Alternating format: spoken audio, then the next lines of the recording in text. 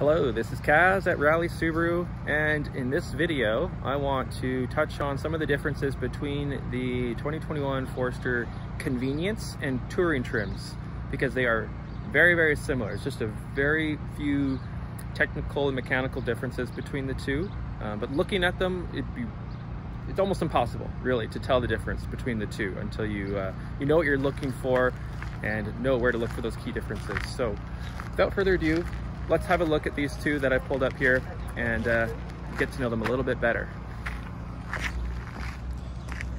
So I pulled up two 2021 Foresters, both crystal white pearl, of course. And, you know, looking at them, can you tell which one is a convenience? Which one's the touring? You know, even I would have to take a closer look to be able to tell the difference.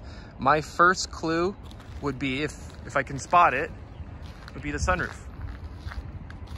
So the 2021 Touring Forester does have the large panoramic sunroof. That's my major clue, though it's tricky to spot, right? Unless you're actually tall enough to see it, or you can perhaps just see, you know, all the added light coming into the car, seeing more shadows inside. So I'm gonna touch on the convenience first, so we can get a better idea of kind of what comes standard, and then we'll touch on the touring just to see the differences. So for 2021, one nice thing that Subaru's done has made the steering responsive headlights standard. That's more of a highly weighted safety feature nowadays. So they've made that standard on all trims of the Forester, which is very nice. So these headlights will actually adapt with your speed and steering angle. They will look into the corners, which is very handy, perhaps on a mountain drive at night, you know, spotting that wildlife.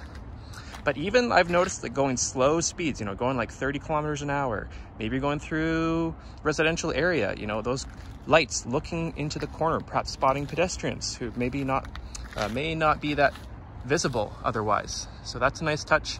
They have the same grille, same fog lights, same 17-inch alloy wheels, same tires. The convenience has a 294 mil brake, front brake, and I'll get into more detail there later. Inside, we've got the auto up down on the front windows. You've got 10-way power adjustment on the driver's seat. You do get the little bit of leather bolster on the side, which is nice on the convenience. Normally you have to go up a little bit higher in the trims to get that in Subarus. There we see that button for those steering responsive headlights if you wanted to turn it off. We see our automatic start stop feature. We can also turn off interior dimmer switch. Automatic headlights that we see there. Same leather wrapped steering wheel that we get on the touring. Our adaptive cruise systems with the newer lane centering assist. Your electronic park brake, your automatic vehicle hold, which actually will just hold you while you're stopped, perhaps just at a light.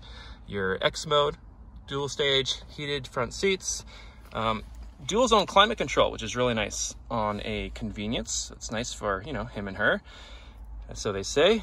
And it has the 6.3-inch infotainment screen, as well as the multifunction display up top, which we can get a look at here.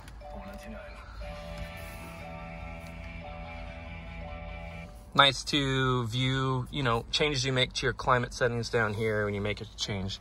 Splashes up nice and large on the screen up top here. Ability to turn off lane departure warning and forward collision mitigation, and the newer Starlink connected services with concierge. Okay, having a look through. Let's have a quick look in the back seat now. And back here we do have two charge ports, as well as lots of the seat back pockets, which I love. I love these seat back pockets. I love all the little dividers. It's a nice touch. Even on the passenger side, we have it. Convenience trim is a nice trim. It does come pretty well equipped. And in the back, we do have the reverse automatic braking and parking sensors at the back too. So you do get quite a lot of features on the convenience trim. So here's one difference right away. I've got a manual liftgate, okay?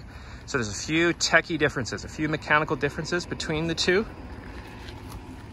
but otherwise, very similar. Okay, moving on to the touring.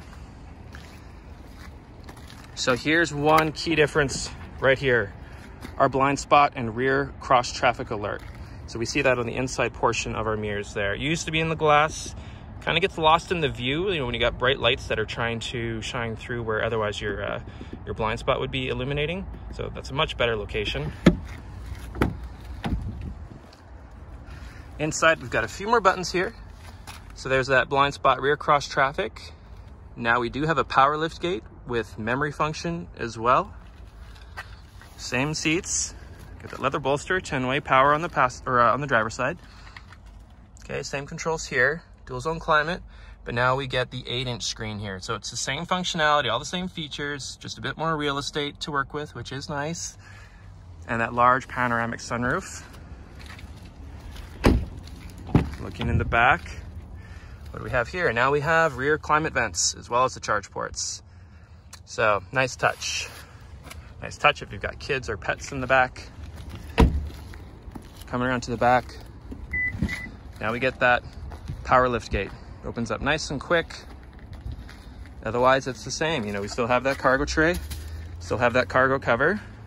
So very similar, just a few techie differences. And of course that backup camera on both does have the built-in washer. So when you do wash the back window, you'll also wash that rear camera too. And I'd mentioned on the convenience had a 294mm front brake. The Touring has a, let me see if I got it right. I think it's a 316 maybe. Just a little bit bigger, slightly larger front brakes. I personally can't feel the difference. You'd probably have to be pushing it a little bit more to actually tell. But that's the only real mechanical difference between the two. So yeah, I do get asked this question a lot. What's the difference? Why would I go to a Touring? Just a few more features there. A few techie differences between the two. So hopefully that's helpful for those of you who are, shopping and comparing and, maybe trying to decipher between the two, why would I go for a Touring over a convenience? So hopefully that's helpful for all of you. Hope you guys are having yourselves a wonderful day. Again, it's Kaz at Rally Subaru. Take care. Bye.